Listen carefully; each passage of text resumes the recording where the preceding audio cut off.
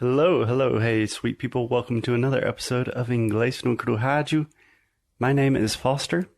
Today, it is just me. You guys are stuck with me today. So, that's what we have. So, we're going to deal with it. Anyways, this month, as many of you already know, this month is Mental Health Awareness Month. And if you have listened to Inglês no Rádio for a long time, or a short amount of time, you probably know that Alexia and I talk about mental health a good bit. So we are trying our best to help the cause of stopping the stigma with mental health, bringing more awareness to mental health issues.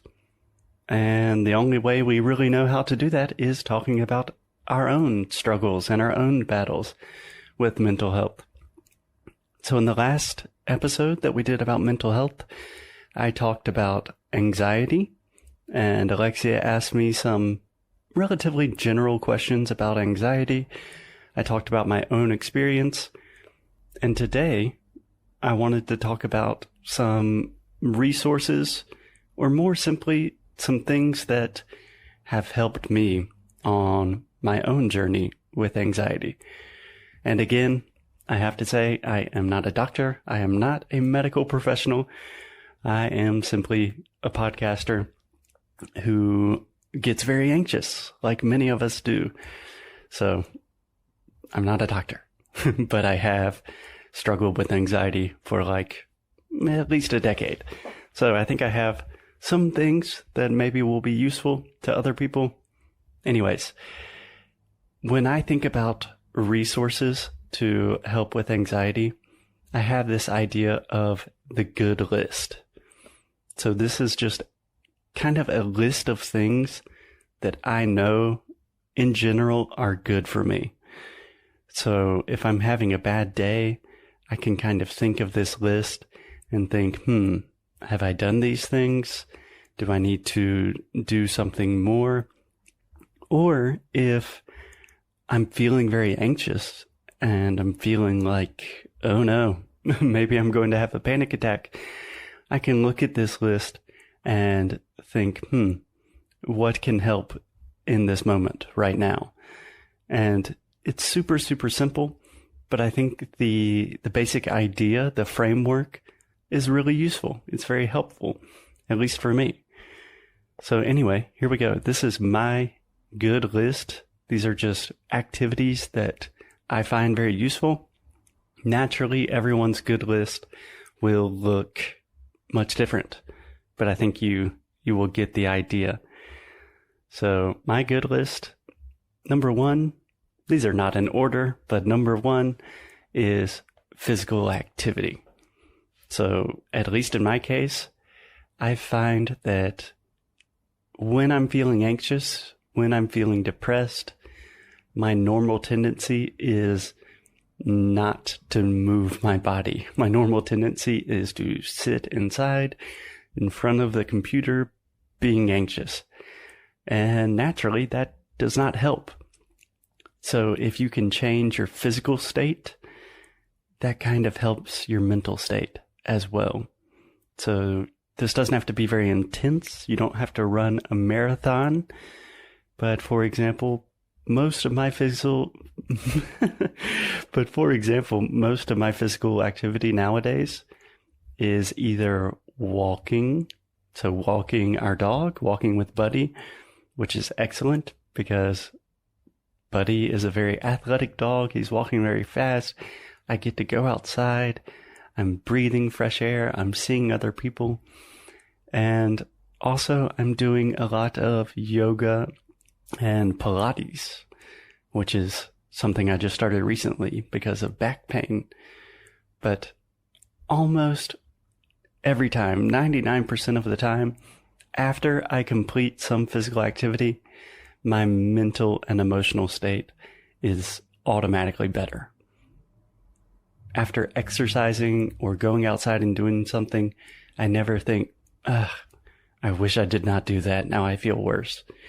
So when you're anxious, or if you just feel like maybe you're not having a great day, when in doubt, it's good to get out of your head and into your body. Okay, and number 2 on my personal good list, this is a big one. This is one that is super, super difficult for me, but it is sleep. So I think sleep is like the most important thing in the world that 90% of humans are not getting enough of. So we're not sleeping enough, and we're not getting enough quality sleep.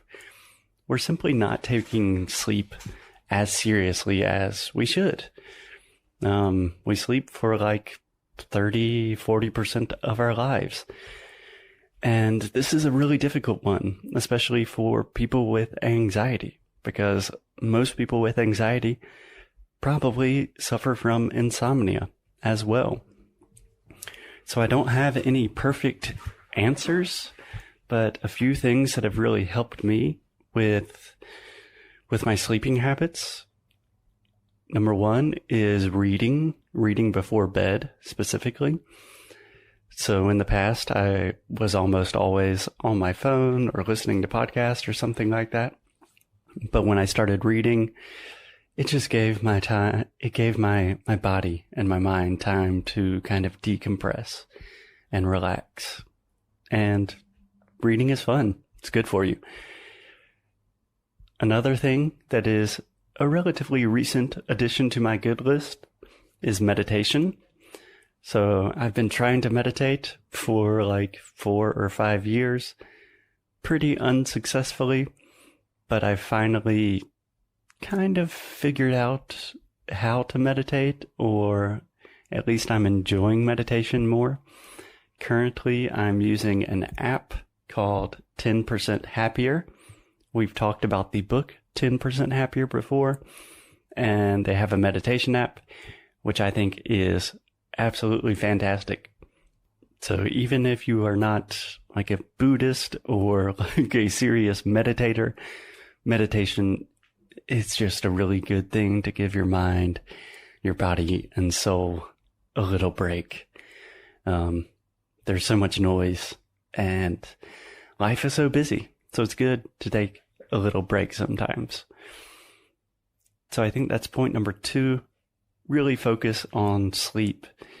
In general, when I find that I'm getting very anxious consistently, I'm also not sleeping well. So when I'm not sleeping well, I'm getting more anxious. When I'm anxious, I'm not sleeping well. So focusing more on sleep, it's always a good thing. And another very important point on my personal list of good things that help with anxiety are simply hobbies, things that I like to do, things that I actually enjoy. So one of the worst things about anxiety for me personally, and depression, it just kind of takes the joy and the pleasure out of life. So I think it's really, really important to take some time for yourself to do things that you actually enjoy, to do things you like. So for me personally, a lot of this has to do with music. So playing guitar, listening to music, a lot of times just walking. I love being outdoors. So just getting outside, that makes me feel really good. So sometimes when I'm walking, I decide, okay, I'm not going to listen to a podcast. I'm not going to try to run or improve my body in some way. I'm not going to try to be productive. I'm just going to walk outside, listen to some music, maybe stop listening to music and listen to the birds and the people. Just doing things that make you feel good. We all need more of that in our life, for sure. And last but not least, the good list, the last item in the good list, at least for me, is support. And this is a big one. So when I'm thinking about support, I'm thinking of friends, family, therapy, having conversations. And this is probably the biggest point and the most difficult point, because these things are really hard to talk about. but in my own experience, I've found that when I talk about them, it always helps. Sometimes it's really hard, and in the moment, it will make me more anxious. But just realizing that you're not alone, that other people are also experiencing these things, that is so important. I think it's very healthy. I think it's fundamental to our nature as humans. And for me, therapy is a big part of that. I know that therapy is still quite stigmatized in many parts of the world. Therapy can still be very expensive. It's not super accessible to a lot of people. But if you have the chance to do therapy, if you have the opportunity to talk to a real medical professional in a safe space, I highly recommend it. Okay, guys, so I think that's it. So this is a super simple list of things. It's not a physical list. It's just something that I have in my head that I'm thinking, if I'm not feeling good, I probably need to do these things. I need to get some exercise, do some sort of physical activity. I need to focus on my sleep, and I need to really rely on my support group. So that's just me personally. Now our dog Buddy is going crazy, so I'm going to check on him. And I should add Buddy to the good list because he always makes me happy. So do you, sweet people. As always, keep up the good fight and lose well.